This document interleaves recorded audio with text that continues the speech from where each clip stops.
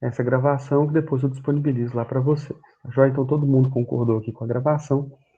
Vamos iniciar a nossa conversa.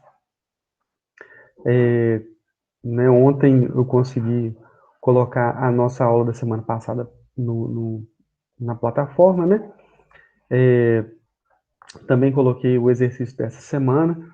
Vamos ver como é que está o exercício semanal, como é que está a resposta do exercício semanal que fecha hoje. Né? Nós temos um exercício semanal que fecha hoje, que tem 13 respostas, então o pessoal tem que ficar atento aí, porque fecha hoje o exercício, tem 13 respostas. Vocês sabem que esse exercício semanal ele vale nota, mas vale também a frequência. Então, peço aos colegas aí que mandem no grupo lá para o pessoal responder para todo mundo ter. Só tem 13 respostas até agora. Tem quase meio tanto de gente que tem na nossa sala virtual, então é necessária essa questão. Outra coisa que fica importante, né, e que eu gostaria de falar com vocês, principalmente, né, os que estão aqui e também que vocês possam comentar com os colegas, que eu coloquei no Siga o grupo e os temas dos trabalhos. Então, o grupo e os temas dos trabalhos, eles estão disponíveis lá no Siga para você saber se você está em algum grupo, para você saber qual que é seu tema do seu trabalho, né? Ainda mais considerando que o dia da nossa apresentação está chegando, né? Que é dia 23. Então, quem não for apresentar dia 23, né? Quem tiver lembra que esse dia da apresentação é um dia de apresentação e de resumo da matéria, para a gente poder ir para a prova bem tranquilo. Então, assim, eu coloco para vocês, né, a necessidade de estar com tudo pronto até dia 23 para vocês poderem apresentar. E quem não puder, quem não pode assistir a aula, desse horário tem problema, ou quem tem outras questões, tem dificuldade de apresentar, não tem equipamento, não tem internet, não tem, né, qualquer outra coisa, você pode mandar o vídeo da apresentação, né? E você pode mandar a gravação de você apresentando, ou de alguém do seu grupo apresentando né, o trabalho, e essa abertura desse espaço para mandar esse material, ela começa, se eu não estou enganado, dia 17 e termina dia 23. Então, a plataforma fica aberta de 17 a 23 para o pessoal mandar as gravações, né? Mas dia 23 a gente tem que estar com essas gravações para poder apresentar e para poder discutir. Faz parte de todo o esquema, todo mundo apresentar no dia 23. Né? Se o pessoal não apresentar dia 23, a gente perde muito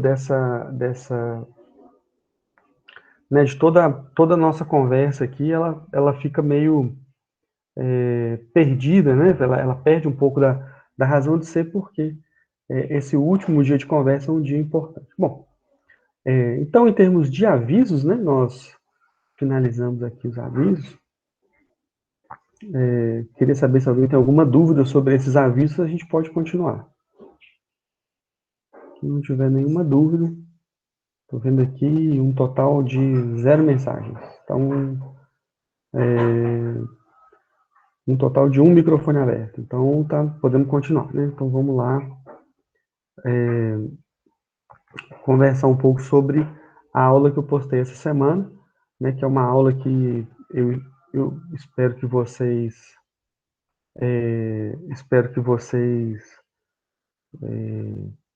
valeu, Paulo. Vamos lá, bom saber.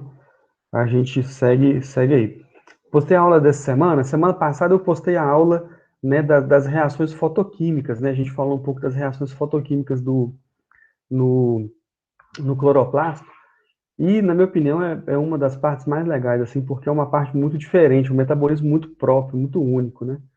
E, e eu gosto muito da parte da fotoquímica, porque ela justamente mistura quimiosmose com a formação de ATP, com a captação da luz, e isso tudo é muito particular, assim, das plantas e principalmente, assim, é um metabolismo tão necessário e tão fundamental, né? E que na verdade é o metabolismo que sustenta toda a vida na Terra, são aquelas etapas, né? A complementação daquela etapa é justamente a aula de hoje, é a aula que nós vamos que eu postei ontem e que vocês vão ter a semana aí para poder discutir. Eu compartilhei com vocês, não sei se vocês estão vendo aí, deixa eu ver aqui. Parece que vocês estão enxergando aí a aula, né? E esse PowerPoint né, na verdade, a questão não é o PowerPoint, é o roteiro, né?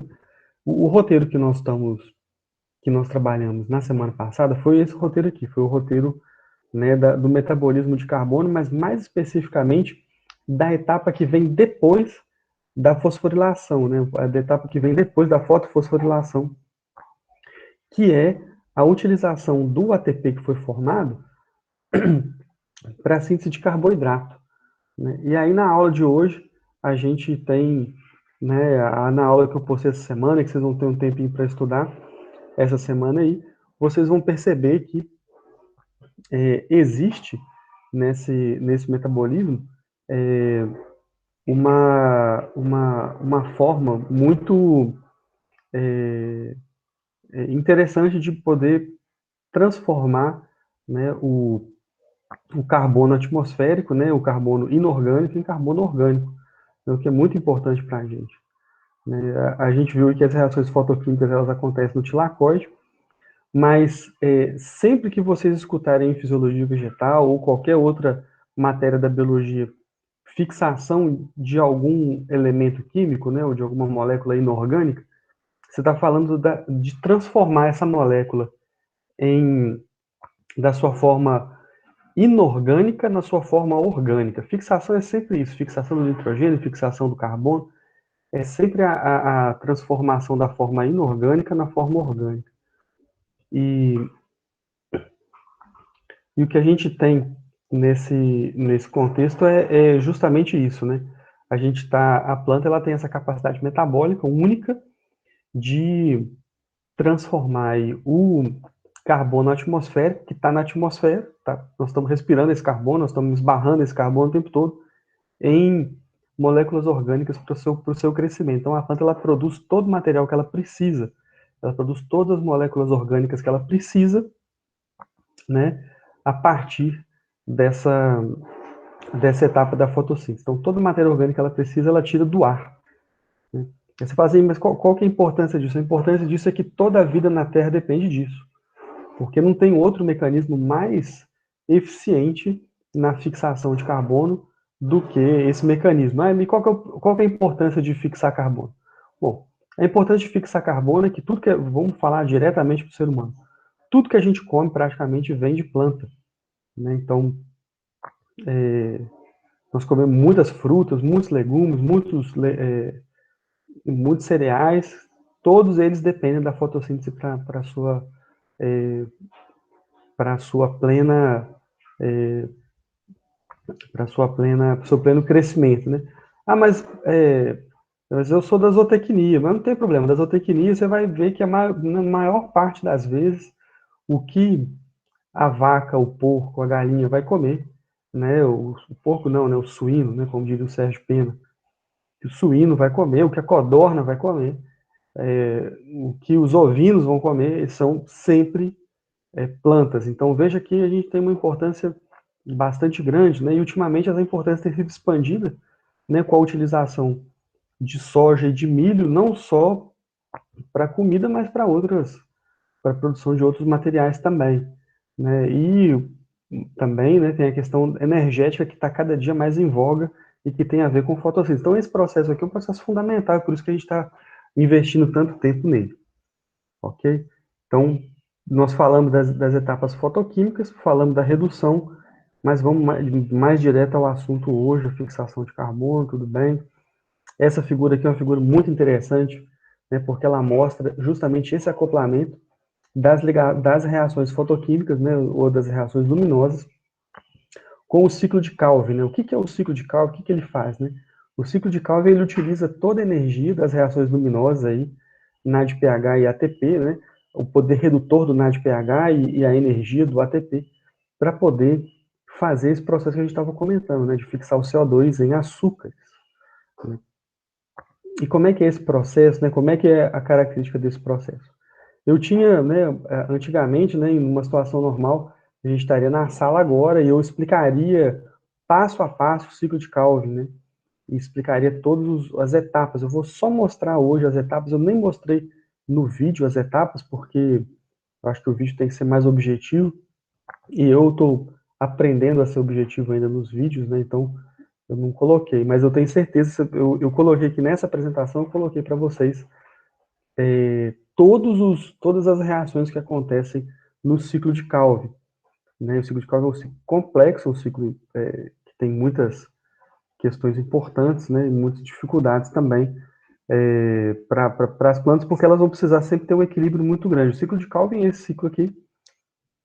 Eu quero que vocês prestem atenção nessas etapas, né? O ciclo de Calvin ele vai ter a primeira etapa aqui, que é a etapa de carboxilação, é a etapa principal, né? É a etapa que define todo o processo.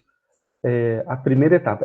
Essa carboxilação ela vai ser feita pela principal enzima de todo o ciclo.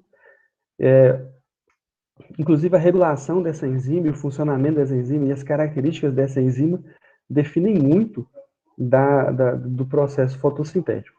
Né? Então, a gente tem aí a rubisco, né? Essa rubisco é essa enzima que faz a carboxilação. E o que é essa carboxilação? É literalmente pegar a molécula de início do ciclo de Calvin, que é a ribulose 1,5-bifosfato, né, que o pessoal chama ela de RubP também, mas vamos chamar de ribulose 1,5-bifosfato, e vai acrescentar nessa ribulose 1,5-bifosfato uma molécula de gás carbônico e uma molécula de água, ou seja, tem uma etapa de carboxilação, uma etapa de hidratação, para chegar em duas moléculas de 3 carbonos, que a gente conhece como 3-fosfoglicerato. Então, veja que a gente sai de uma molécula de 5 carbonos para duas moléculas de 3 carbonos. O ganho total é de 1 carbono a mais nessas moléculas orgânicas.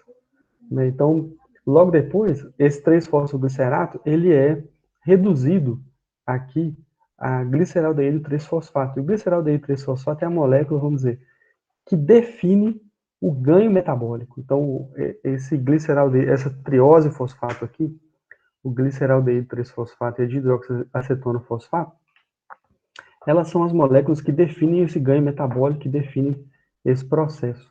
Né? Essa etapa aqui, ela é justamente uma etapa de redução, uma etapa onde ATP mais NAD são gastos justamente para poder transformar o 3-fosfoglicerato, que não é uma molécula que pode ser aproveitada pelas vias metabólicas centrais, para transformar ela em gliceraldeído 3-fosfato, que é uma molécula que pode ser usada nas vias metabólicas centrais e que interage com a produção de diversas formas de moléculas orgânicas. Então, você lembra que a planta, a partir daqui, ela tem que produzir proteínas, carboidratos, lipídios e tudo mais que ela precisar. Então, a gente tem que ter uma molécula que entre nas vias metabólicas centrais, e essa molécula entra nas vias metabólicas centrais e dali ela se espalha para todo o canto. O 3-fosfoglicerato não é essa molécula. O 3-fosfoglicerato não entra em etapa nenhuma da via metabólica central. Já o gliceraldeído 3-fosfato, ele entra. E é por isso que ele vai ser a molécula de escolha para poder entrar no metabolismo ali para a síntese de lipídio, para a síntese de sacarose, para a síntese de amido. E é esse que é o produto final do ciclo de Calvin. Né? A etapa final do ciclo de Calvin, né, é justamente a regeneração da ribulose 1,5-bifosfato. Essa ribulose 1,5-bifosfato ela vai ser, né, ela é o início do ciclo. Então, a planta sempre precisa ter ribulose 1,5-bifosfato. Então, a última etapa é a regeneração da ribulose. Né? Então, a partir de uma molécula de 3 carbonos, das moléculas de 3 carbonos que foram formadas, eles têm que formar de novo a ribulose 1,5-bifosfato para o ciclo recomeçar. Então, o ciclo de Calvin, né? Aí a gente faz aquela brincadeira entre aspas, né? Mas é uma forma de eu contribuir com a fixação dessa matéria com vocês e da atenção de vocês, né? Se de repente alguém perguntasse num exame semanal para vocês, fosse fazer uma pergunta sobre esse tema, certamente essa pessoa te perguntaria quais são as 3 principais etapas do ciclo de Calvin e qual que é a principal enzima envolvida. E vocês já saberiam a resposta se alguém perguntasse isso algum dia, não sei se isso aconteceria. Então, no ciclo de Calvin a gente tem esse panorama geral, né, com 3 etapas: carboxilação, redução e regeneração. E dentro do ciclo de Calvin, a enzima mais importante é a rubisco, né? Rubisco, que significa ribulose 1,5-bifosfato carboxilase. Então, né, a rubisco, né, essa enzima rubisco, ela faz essa primeira etapa aqui. Essa aqui é a ribulose 5-bifosfato, né? Veja que é uma molécula de 5 carbonos, que tem 2 grupamentos de fosfato em suas extremidades, e ela vai primeiramente receber a carboxilação, né, formando um composto intermediário que vai ser hidrolisado para a formação de 2 moléculas de 3-fosfoglicerato. E essa é a primeira etapa, né? A segunda etapa é a redução, que vai transformar o 3-fosfoglicerato em gliceraldeído 3-fosfato para poder continuar o processo. Então, eu destaquei essa reação aqui, né? Porque o processo todo, ele é esse processo aqui que a gente está vendo. Vocês estão percebendo aí que é um processo que tem 3 ribulose 1,5-bifosfato entrando, né? Dessas 3 ribulose 5-bifosfato entrando, a gente vai ter 3 gás carbônico entrando, a formação de 3 moléculas de 3-fosfoglicerato. 3-fosfoglicerato vai ser transformado aqui na redução. Por que é redução? Porque ela ganha elétron, né? Você veja que ela ganha elétron do NADPH, e não é pouco elétron, e ela ganha energia do ATP, né? Então, você veja que é um processo bastante caro energeticamente, é por isso que ele só pode acontecer durante o dia. Então, essa é uma coisa também que o pessoal falava, que a fotossíntese tinha a fase clara e a fase escura. Mas essa fase aqui, que teoricamente era a fase escura de antigamente, ela só acontece na presença de luz. Por quê? Porque nós vamos precisar de uma grande quantidade de NADPH, de uma grande quantidade de ATP, para que esse processo todo aconteça. Então, aqui, logo que a gente entra na parte, né, mais amarelada aqui do esquema, a gente percebe que a gente tem 2 gliceraldeído 3-fosfato, e um deles é produto da fotossíntese e vai para o metabolismo.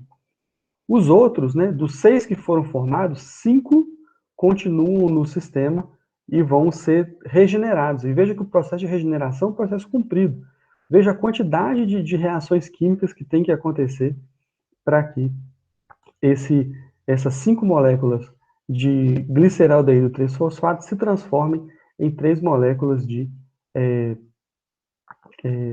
ribulose 1,5-bifosfato. Então veja que a gente tem um passo bastante grande, né, uma etapa de transformação bastante complexa, né, inclusive formando moléculas pouco comuns no metabolismo, como essas aqui, que são a ribulose, que é a cedoheptulose 1,7-bifosfato. Você veja que é uma molécula muitíssimo rara, né, moléculas de 7 carbonos são muitíssimo raras, mas elas estão presentes aqui justamente nesse processo de regeneração da ribulose 1,5-bifosfato. Ok, pessoal? Então, essa é a grande questão, né? Essa é a figura total dessa via metabólica. Eu não falei isso lá no vídeo, mas agora eu achei interessante que a gente tem um pouco mais de tempo, um pouco mais de tranquilidade para poder falar. Né? Essa próxima figura ela é bastante interessante também, porque ela mostra, vamos dizer assim, um balanço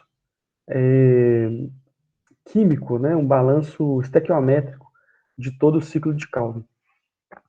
E como é que na figura anterior a gente tinha um balanço para a produção de uma molécula de gliceraldeído 3-fosfato, né, de uma triose fosfato. Aqui nós estamos falando do balanço em termos estequiométrico de carbono para que a gente tenha a produção de um açúcar completo, ou seja, de uma molécula de 6 carbonos. Para produzir uma molécula de 6 carbonos, a gente vai precisar de 6 ribulose 1,5-bifosfato, ou seja, são 30 moléculas de carbono que entram nesse processo para ele poder acontecer. Então, existe, para esse processo todo acontecer, um investimento químico de intermediários metabólicos para que isso tudo aqui possa acontecer da maneira mais correta possível. Então, inicialmente, a gente tem 30 moléculas de ribulose entrando no sistema. Essas 6 moléculas de ribulose vão receber cada uma molécula de gás carbônico por meio da atuação da rubisco, formando, né, 12 moléculas de 3 carbonos. Veja que a gente teve aqui um ganho de 6 carbonos orgânicos que não existiam anteriormente. A gente começou com 30, passamos para 36 carbonos, e isso significa que a gente tem mais carbono orgânico do que a gente tinha anteriormente. Isso significa ganho de massa, isso significa ganho de biomassa vegetal, né, que é o que a gente procura. Essas 12 moléculas de 3 carbonos aqui, na verdade, são as moléculas de 3 fosfoglicerato, que, como eu falei para vocês, não tem interação com as vias metabólicas centrais e não vão ser prontamente utilizados para a síntese de todo o resto das moléculas que a planta precisa. Então, ela vai precisar urgentemente ser transformada numa molécula que possa entrar no metabolismo e formar tudo que a planta precisa. Né? E qual que é essa molécula? É o gliceraldeído 3-fosfato, né? Então, essa etapa de redução é justamente transformar o 3-fosfoglicerato, que não entra nas vias metabólicas centrais, em uma triose fosfato que funcione para isso, que é o gliceraldeído 3-fosfato, que ele vai sair para cá. Então, de imediato, das 36 moléculas de carbono que a gente tinha, 6 delas vão sair aqui para poder formar açúcares e outros compostos, né? E outras 10 continuam no ciclo. Mas veja que o ciclo ele não continua com trioses, mas sim com pentoses, né, com ribose, que tem 5 carbonos. Então a próxima etapa é transformar, né, na regeneração essas 10 moléculas de 3 carbonos, a gente tem 30 carbonos aqui que estão investidos, em 6 moléculas de 5 carbonos. Né? Então com gás de ATP a gente vai conseguir chegar na etapa de regeneração nesses ATPs aí. E com isso, o ciclo pode recomeçar e a planta pode continuar a, a fixar, né, carbono. O saldo final é um gasto de energia bastante significativo. Né? É um gasto de energia de 2 NADPH e 3 ATPs para cada CO2 fixado. Então, é um gasto de energia bastante grande que só pode ser feito, só pode acontecer, porque ao longo do dia nós vamos ter aquele sistema fotoquímico funcionando de maneira contínua, né? E à noite isso aqui não vai acontecer porque você não vai ter essa disponibilidade de ATP e NADPH para a planta. Então aqui a gente entra numa outra questão, que é a questão de como nós falamos um pouco aqui de como é que é a estequiometria, como é que é a química a bioquímica, na verdade, desse ciclo. E aproveitamos também para destacar o seguinte: esse ciclo, ele não é um ciclo que pode acontecer a qualquer momento. Ele é um ciclo que precisa de regulação. Por que precisa de regulação? Então vamos lá lembrar por que esse ciclo precisa de regulação. Ele precisa de regulação porque existe um investimento em intermediários metabólicos muito grande. Você veja aí que você tem uma grande quantidade, uma grande gama de moléculas envolvidas, né, que tem que pré-existir para esse ciclo acontecer.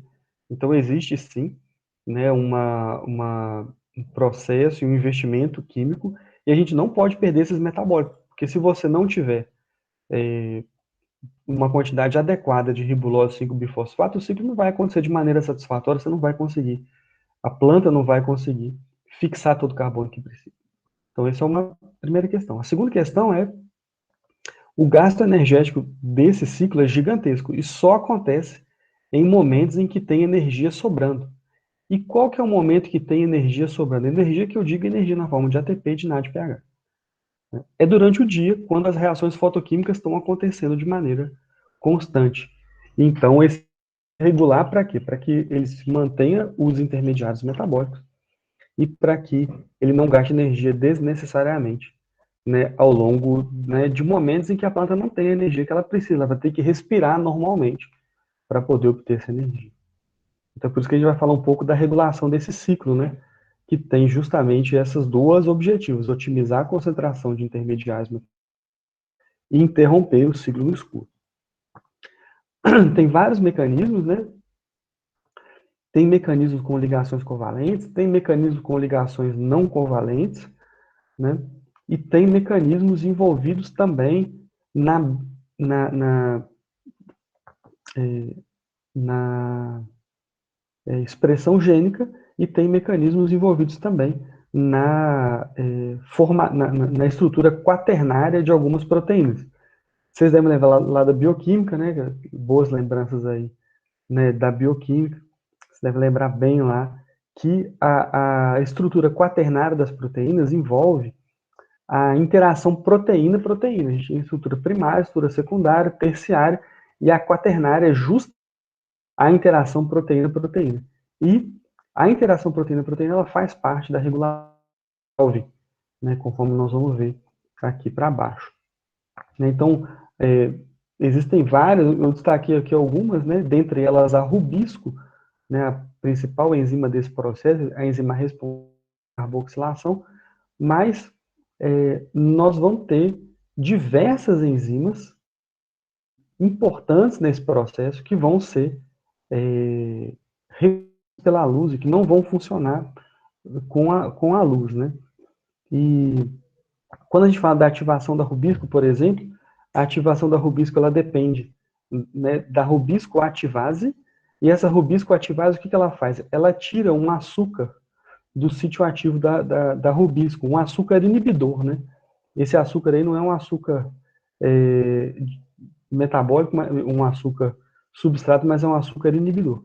Mas veja que essa rubisco ativase ela só vai funcionar se ela tiver ATP disponível, e só vai ter ATP disponível para ela durante o dia, que é justamente a etapa onde tem mais luz e reação fotoquímica acontecendo.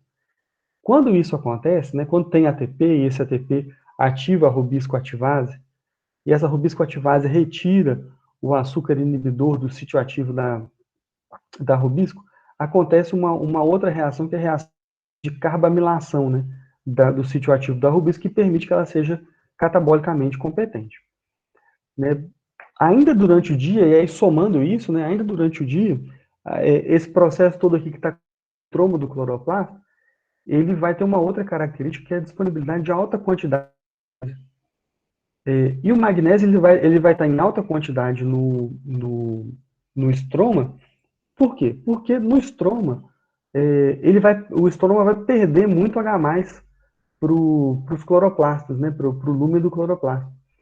E para ter um equilíbrio eletrônico, elétrico ali entre as diferentes organelas, entre os diferentes compartimentos da organela, o estroma vai precisar de uma grande quantidade de magnésio para esse processo. E o magnésio é um cofator da rubisco. Ele vai estar presente e ele é necessário para que a rubisco esteja ativa. Mas veja que só vai ter magnésio para a rubisco ser durante o dia. Então, durante o dia, o estroma fica com baixa quantidade de H+, precisa compensar a perda dessas cargas positivas, aí ela acaba acumulando o magnésio, né? Lembra que o magnésio tem duas cargas, tem positivos, então você precisa de menos magnésio para dentro para ter o mesmo equilíbrio eletrônico, né, elétrico ali.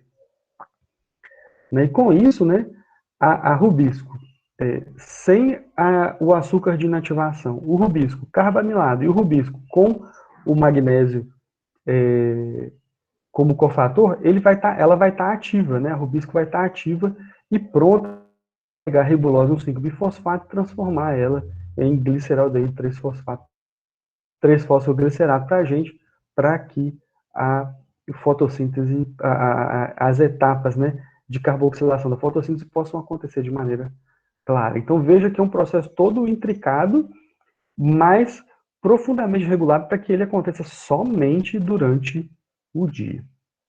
Ok? Né? Uma outra questão que também atua em algumas enzimas é o controle do ferredoxina e tioredoxina. Né? Ao longo né, com as reações fotoquímicas acontecendo, nós vamos ter a transferência de elétrons para o sistema tioredoxina-ferredoxina, e esses elétrons que fluem por esse sistema chegando nas enzimas da fotossíntese, quebrando as ligações de sulfato. E quando ele quebra as ligações de sulfato, ela permite a conformação ativa dessas moléculas, faz com que elas funcionem durante o dia. Mas durante a noite, você sabe que durante a noite essas ligações de sulfato elas voltam a ser estabelecidas, né, no escuro, e com isso essas enzimas ficam inativas. Então a gente percebe que a luz ele tem um papel aqui também, né, nas ligações de sulfato que fazem com que as enzimas assumam ou não a sua conformação tridimensional ativa. né? Aqui a gente falou um pouco, né, assim como acontece com a rubisco, com as outras enzimas, sempre que a gente tem alta concentração de magnésio, né, em resposta ao alto pH, nós vamos ter ativação das enzimas, porque o magnésio ele é um importante cofator dessas enzimas, né, importante cofator delas, e além disso nós vamos ter uma outra questão aqui, o arranjo supramolecular ou os arranjos quaternários, né? Aqui na luz, as moléculas elas vão a fosforribose P2 e a glicerol 3 fosfato desidrogenase, né? Na luz elas não têm um ambiente químico favorável para poder se, né, formar grandes complexos enzimáticos. No entanto, à noite, né, é uma molécula que pode fazer a ligação entre a fosforribuloquinase e a glicerol 3 fosfato então, durante a noite, ela vai reestabelecer as ligações de sulfato, e quando ela reestabelece as ligações de sulfato, ela é de novo competente por ver essa aglomeração aí, a palavra que está na moda, né? Falei sem querer, essa junção das diferentes proteínas na sua forma inativa. Então, você veja que no claro, né? No ambiente de luz, a CP2 ela não está com as ligações de sulfato estabelecidas e ela não é capaz de ligar a fosforribuloquinase e a glicerina fosfato desidrogenase. Mas à noite, né, por conta do sistema tioredoxina, ferredoxina não estar ativo, ela forma as reações de sulfato de novo e forma os complexos sulfatos. Da mesma forma, nós temos aqui embaixo, né, uma própria da gliceraldeído 3-fosfato desidrogenase, que ela mesmo tem essa molécula, nessa proteína, ela tem terminais ou regiões que podem estabelecer ligações de sulfato e que essas ligações de sulfato elas vão ser quebradas ou não pelo sistema tioredoxina-ferredoxina, levando à mudança conformacional e à formação desses complexos, né? Quando isso à noite, né, e a formação desses complexos torna ativos justamente porque eles acabam escondendo o sítio ativo dessas, elas não têm mais capacidade de interação com o seu substrato. Então, a luz ela tem a importância nesse caso aqui e ela vai nos ajudar, né, vai ajudar a fazer com que o processo, né, toda essa questão ela vai contribuir que o processo aconteça somente durante o dia. A gente falou aqui da regulação, né, desse ciclo, né, e passo a falar agora a respeito de uma característica muito peculiar da ribulose 1,5-bifosfato, que é carboxilase, né, a rubisco, que é a possibilidade da fotorrespiração. Irmão, o que é a fotorrespiração? É quase um acidente de percurso, vamos colocar assim, de uma maneira um pouco displicente. Então a gente mudou de assunto agora, a gente começou, né, vou dar uma parada aqui para gente respirar, que eu falei bastante, e talvez se vocês tiverem dúvidas ou acharem que foi muito rápido, quer que volte em algum ponto, vocês me avisem aí, tá, pessoal? Porque na hora que embala aqui, eu acabo passando por cima. Então vocês me ajudem aí. Se estiver muito ruim, se estiver muito embolado, se estiver difícil de entender, vocês me falam que a gente vai tentando equilibrar aqui e tirando as dúvidas, que é o mais importante, tá joia? Se tiver qualquer coisa, vocês me falam. Porque nós vimos até agora, né? Nós vimos até agora as reações de carbono, né? Como é que funciona o ciclo de Calvin no processo de carboxilação. A gente viu as 3 etapas do ciclo de Calvin. E essas 3 etapas do ciclo de Calvin têm a ver com a carboxilação e a regeneração. Então, foi isso que aconteceu nessa primeira etapa da aula. Na etapa da aula, a gente explicou por que essas etapas de carboxilação, essas reações de carboxilação, acontecem somente durante o dia e como que a célula faz, como que a planta faz para poder fazer com que essas reações aconteçam somente durante o dia. E agora, partir para conversar um pouco a respeito da fotorrespiração, né? Que a fotorrespiração só acontece por conta de uma característica catabólica aqui da rubisco, né? Uma característica própria da rubisco. A rubisco, né, que faz a carboxilação, ela, feliz ou infelizmente, ela não é uma enzima 100% específica para CO2.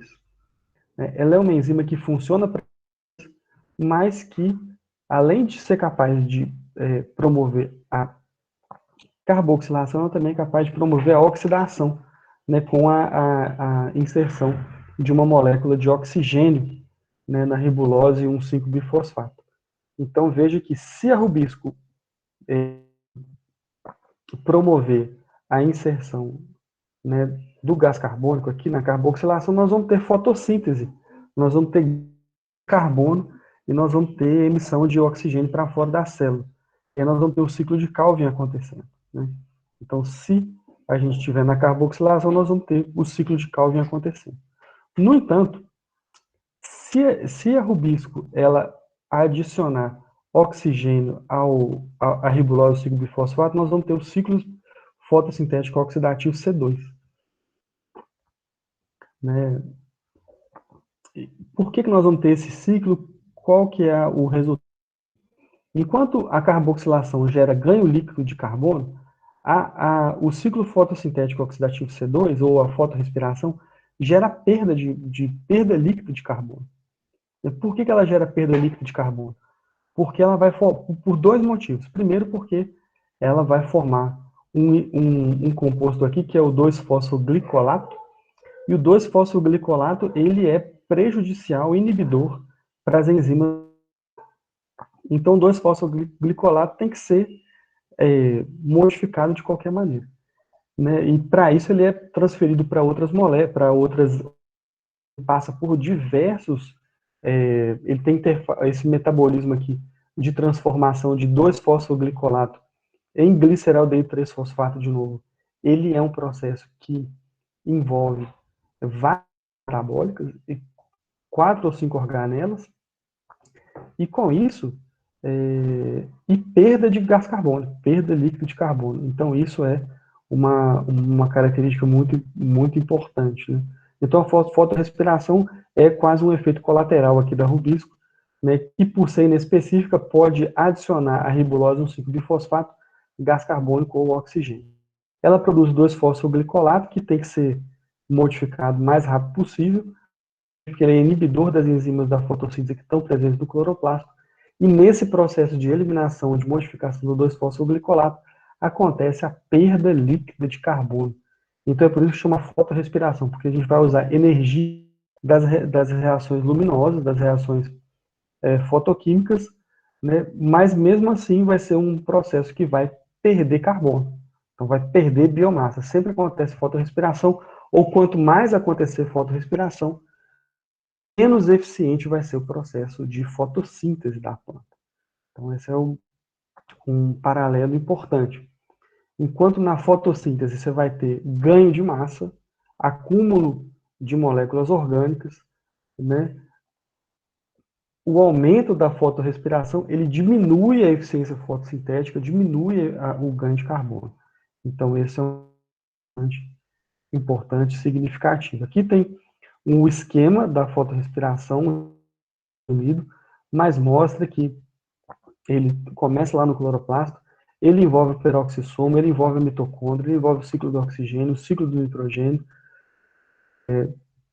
justamente para a gente poder sair de 2-fosfoglicolato, né?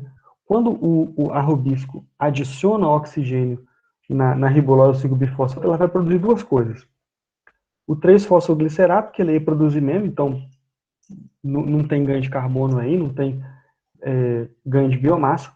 E o 2-fosfoglicolato, que também não tem ganho nem perda. Mas o problema é que o 2-fosfoglicolato, ele inibe as enzimas e ele precisa ser transformado, né, em outra molécula. Né, e a melhor molécula para ele ser transformado é 3-fosfoglicerato. Só que para isso, né, para que esse processo aconteça, a gente tem uma metabólica complexa envolvendo algumas organelas, E nesse processo nós vamos acabar perdendo um carbono. Então, para que não haja perda de todos os carbonos, né, para que não haja perda de 2 carbonos, nós vamos perder aqui somente um e vamos devolver para o ciclo de Calvin-Benson, né, o 3-fosfoglicerato para que ele possa continuar acontecendo. Esse processo ele gasta muita energia, mas lembra que para a planta, durante o dia, energia não é o grande problema, porque ela tem fotoquímicas acontecendo, disponibilizando grande quantidade de elétrons nas ferredoxinas e também nos ATP. A fotorrespiração ela tem esse papel aí, essa cara de vilão, né, mas recentemente o papel da fotorrespiração tem sido revisto, né? Obviamente que respiração, e uma coisa é certa, respiração e ganho de massa, eles são inimigos. Fotorrespiração e ganho de massa, eles são inimigos. Então, onde tem grande fotorrespiração, tem menor ganho de massa. Onde tem só fotorrespiração, tem só perda de massa. Né? Mas a fotorrespiração, ela, né, a fotorrespiração ou o ciclo fotossintético oxidativo C2 do carbono, ele, né, tem o papel de diminuir as perdas de recuperação do carbono desviado pela oxidase da rubisco. Em algumas condições de estresse, a fotorrespiração é ligada justamente para a produção, né, para a proteção das plantas. Ele é uma respiração com diversas rotas metabólicas e com a produção de muitos compostos precursores. O composto precursor é aquele composto que vai permitir a produção de outros compostos importantes para a célula. Né? Ele vai permitir a regeneração de glutamato a partir de amônio e 2-oxoglutarato, e ele, ou seja, é importante para o ciclo do nitrogênio, essa etapa, e esse desvio, né, esse processo da fotorrespiração vai permitir a produção de vários fatores de transcrição que vão modificar a expressão gênica na célula vegetal. Então, a gente tem, né, um pacote de coisas importantes que estão acontecendo na fotorrespiração, né, além, obviamente, dessa questão da perda de biomassa. Tá, joia? Então, assim, nessa aula a gente fica com essas 3 coisas, né, porque mais do que isso realmente fica muito pesado. Então, a gente fala do ciclo de Calvin, as 3 etapas do ciclo de Calvin, a sua principal enzima. A gente fala da regulação do ciclo de Calvin, como que o ciclo de Calvin faz para funcionar somente em condição de luz. E a gente fala da fotorrespiração, que é um desvio do ciclo de Calvin que acontece em paralelo ao ciclo de Calvin, que leva à perda de carbono, perda de biomassa, no lugar de ter ganho de biomassa. Então, assim, são esses os 3 tópicos da semana, né? E eu acho que eu acabei falando muito, mas queria escutar de vocês aí, né? Se está muito confuso, se funciona, se entender, se estão indo bem, ou se tem algum ponto que a gente precisa voltar para melhor esclarecimento. Professor, por mim tá tranquilo, só que eu acho que é muita informação, né? Se tiver como disponibilizar a aula mais cedo essa semana, para a gente poder ter acesso a ela, assim, por parte, né? Se a gente precisar fazer alguma coisa no exercício que eu não vi ainda, porque é muita informação para guardar na cabeça. Mas foi tranquila a explicação. É isso mesmo, é muita informação mesmo. E eu tô rindo não por nada, não, mas é porque é muita coisa mesmo, né? É muita informação. E aqui não estamos falando de nada, né? Aqui, assim, embora vocês tenham visto uma parte de fotossíntese, né, em algumas, né, no ensino médio e tal, eu tenho certeza que ninguém no ensino médio te falou de regulação de ciclo de Calvin, né? E tenho certeza também que ninguém te falou de fotorrespiração de maneira tão aprofundada. Então, são partes com você, Lucas. Na semana passada eu demorei um pouco para subir a gravação da aula, mas aí eu vou na sua sugestão, né? A minha intenção é fazer com que a disciplina funcione para vocês, e concordo, vou fazer isso. Assim que baixar aqui para mim a aula no nos meus arquivos, eu já subo ela para o YouTube. Eu não vou garantir que eu vou fazer nesse momento, porque vocês sabem que demora um pouquinho, né? Não, não, professor, Então, tá mas até tranquilo. amanhã eu consigo. Tá tranquilo. É que, assim, como é bastante informação, é umas coisas que, tipo assim, que é bom a gente saber para a próxima aula, a gente já tem que estar sabendo esse conteúdo. Então, quanto mais tempo a gente tiver para a gente poder rever, às vezes voltar, pausar, escutar a sua explicação de novo, melhor é, mais tranquilo. Beleza. Não, eu concordo com você, eu que ia trazer mesmo na última. Não tem problema, não. E, Graças a Deus, e ninguém me falou disso no ensino médio, não. Se tivesse falado, eu tinha ido embora.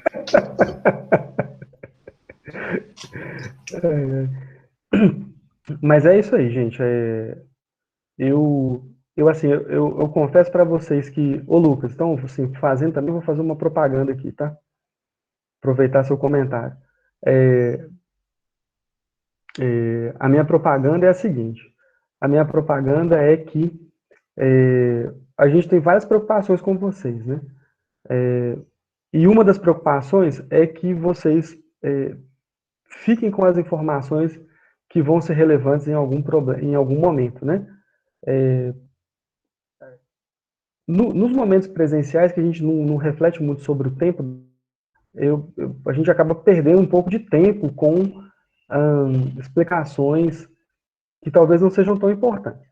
Então, assim, eu dei uma enxugada nessa aula violenta para justamente, né, focar naquilo que eu acho que é importante, aquilo que vai trazer para vocês o benefício, principalmente na parte técnica, né? Tanto o zootecnia quanto a agroecologia está pensando no crescimento da planta. E no crescimento da planta, você não está preocupado, talvez, com o aprofundamento da via metabólica da cedoeptilose no septo de fosfato. Saber como é que a planta ganha carbono, como é que a planta ganha biomassa, né? E como é que você faz para que isso aconteça da melhor forma possível? Então, assim, eu dei uma resumida aqui, mas a base para entender como é que as plantas podem promover, né? Como é que você pode entender o processo de ganho de biomassa, ele passa por essa questão que nós falamos. Então, respiração e fotossíntese são dois processos que são muito importantes e eu acho que vocês vão ter, né, talvez melhor as informações do que nos anos anteriores, que às vezes a gente poluía demais a informação com coisas que não eram tão significativas. Então é isso, gente. Vou fazer isso, vou seguir aí eu acho que isso é uma boa sugestão para a gente e, né, segue o barco, né? Vamos que tudo jóia. Mais alguma colocação? E é bom para mim isso, as sugestões são boas. Pode falar. Estão de boa? Ô, gente, então, já que vocês estão um pouco calados aí, todos vocês têm grupo, não tem? Todos vocês aqui têm grupo de trabalho, não tem?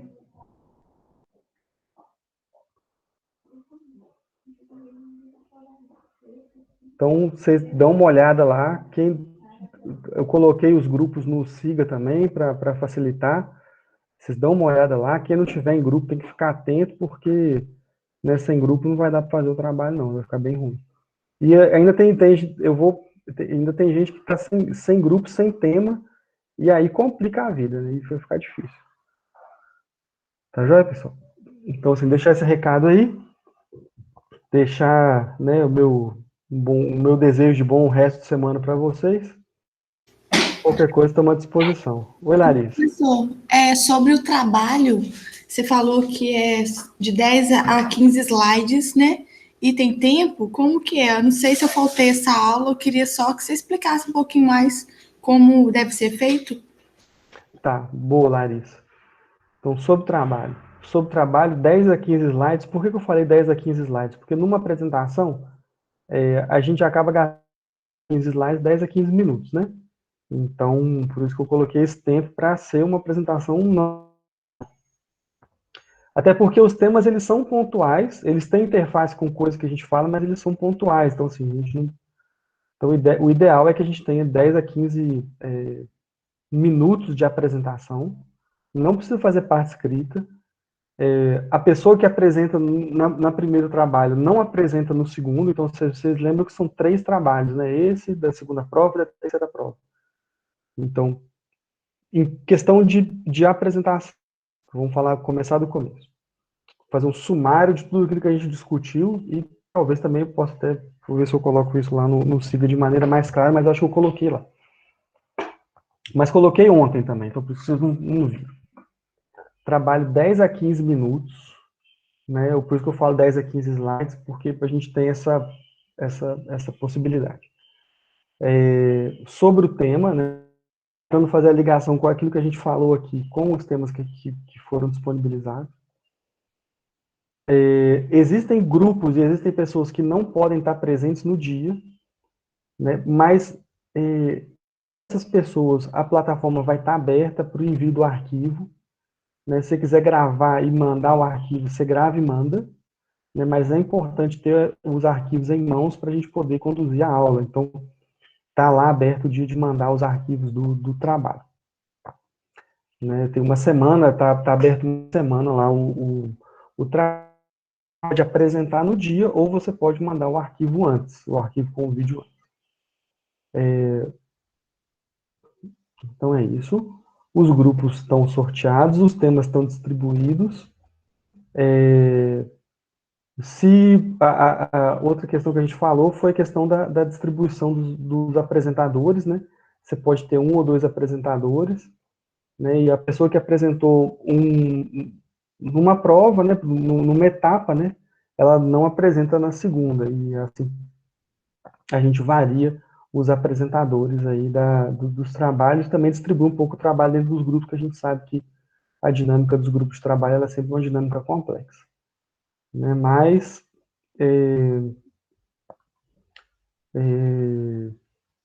no mais, é isso. Outra coisa que eu falei é que os grupos que tiverem dúvidas e que quiserem sanar essas dúvidas comigo antes da apresentação, é altamente recomendável que você me mande uma mensagem, converse comigo, que a gente marque um horário extra aqui para poder ter essa orientação, né? Você pode discutir o formato da apresentação, como é que ela vai ser, e com isso você ganha a certeza de que você vai fazer um bom trabalho. Né? Mas isso aí também depende da disponibilidade de cada um e depende também do desejo de cada um e da organização de cada um em querer conversar comigo e poder conversar comigo sobre o trabalho. Mas eu fico à disposição nesse sentido. Larissa, eu não sei se eu esqueci de alguma coisa, se você precisa de mais alguma informação para a gente poder finalizar, mas o que eu lembro de... Tá tudo bem, obrigada, professor. Então tá jóia. Então é isso, gente. Agradeço muito a participação de todos aqui. Seguimos, né, para as próximas. Então, bom final de semana para vocês. Nos vemos na quarta-feira para quem tem aula de fisiologia e nos vemos amanhã para quem tem aula de biologia. Prática, né? Valeu, pessoal. Forte abraço aí. Vou parar a gravação. Boa semana aí. Valeu, Lucas.